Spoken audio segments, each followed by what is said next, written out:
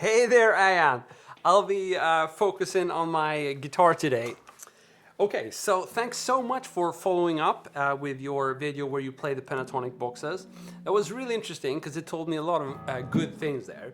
One is you really pay close attention to details and just not rushing things, which is absolutely awesome. That's one of the best qualifications you can have to build a really good and solid technique that sounds really good. And I also think just the way you play these boxes with the sound and the attack is really tasty. So I'm kind of interested to know what will happen when you actually start playing real music and real licks in the scale. Because the thing is, all the guitarists you mention rely heavily on bluesy pentatonic licks. As far as I can tell, that's not really something you've been working on, or if you have, you're not to the point where you want to show me it yet. So I'm just going to assume you're not, either you don't know how to play any pentatonic licks, or you're not happy with the way you play them. And both of them are perfectly fine. We're going to address them.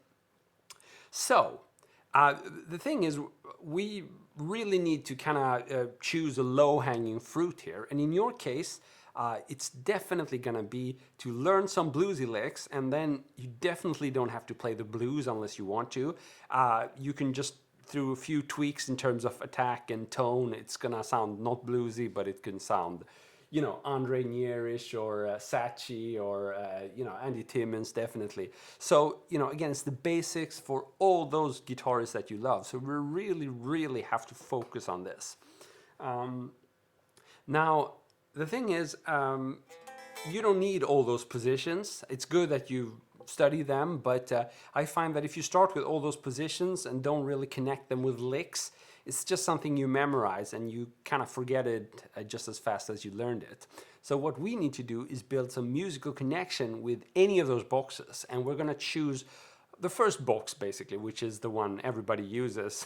And I don't know if that's good or bad, but the thing is, we have a lot of cool licks from this first box, so that's why it's a good reason to focus on it. Now, before we dive into these licks, I just want to briefly address something you wrote about not understanding how to play the scale over chords.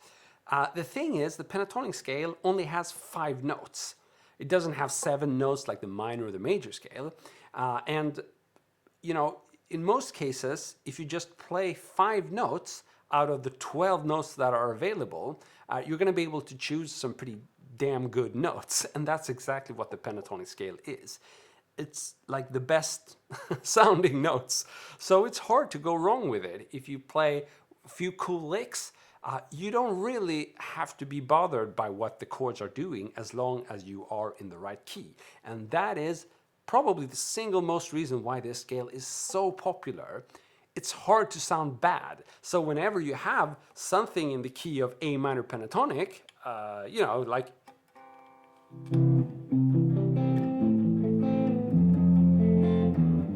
any of those, basic chords, then that's going to sound good. And you can play any of those notes you showed me in all those boxes,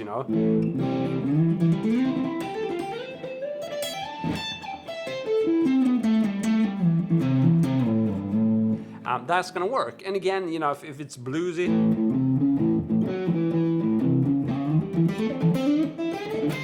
that works. Even if it's, I don't know, heavy metal or something.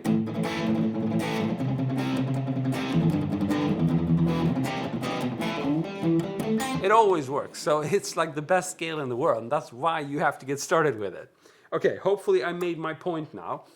Now, the way I want you to go about learning this scale is pretty much to choose, a lick that you love the sound of and play that in the box. Now, I do realize that can feel like a daunting task, although that's why we have GMC with these accessible lesson parts, because we want to make it really easy for you to just go and pick and choose whatever material you like, so you can quickly and easily build a style that consists of lots of cool licks. It's a very fast and efficient way. However, I'm going to give you a suggested starting point here, which you really don't have to follow, but if you want to, you can follow it, because I think it's a good one, and it has a very clear instructional path. And I'm going to basically choose the first lesson from our lead basics course. So it's like the perfect lesson to start with if you want to follow that whole curriculum.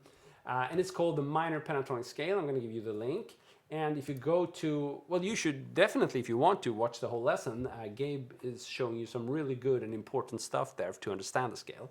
But especially part 4, where he gives you 4 really cool, kind of super classic pentatonic licks. Now that would be a cool start. To be honest with you, I can't even play them myself. Or I guess I can. It's like I think that's the first one. And the second one, I should have prepared this, but the point is that these are so classic, and you know, I might be playing a slight variation, but it doesn't really matter. You know, that's probably number 2 if I phrase that right. And then second one is yeah, I guess that's it. You're gonna play them better than me, I'm sure. But you know, it's just an example of really cool licks, and then you have a backing track so you can get rolling there. So what I want you to do, until next time, study these licks and play them over the backing track in any way you want. You can just play them exactly like Gabriel did. You can just learn one and only play that. You can learn one and play it in a whole different way. Any way is fine, as long as you play a pentatonic lick over a matching backing track, and you have that all of that in this lesson. So that's my first task to you, and you know, I'm not giving you many details here, but that's because I haven't really yet seen you in action with this. As soon as I can see you play some of these licks, I'm going to give you more detailed feedback on what you can fix and improve in your playing style. And I would say that like a week, I would say, is the minimum time you need to spend on this, so we can really gauge how this is working out for you. And you know, if you got lots of work or whatever, you can, you know, practice it longer. That's perfectly fine. But I don't think it's that useful just to give it like 1 or 2 days. I think it's good if you kind of give it your best shot during 1 week. And if you want to go for totally different licks, totally different lessons, that's also fine. But this is a suggested starting point. Cool, Ayan. So I hope to hear from you soon again. Cheers.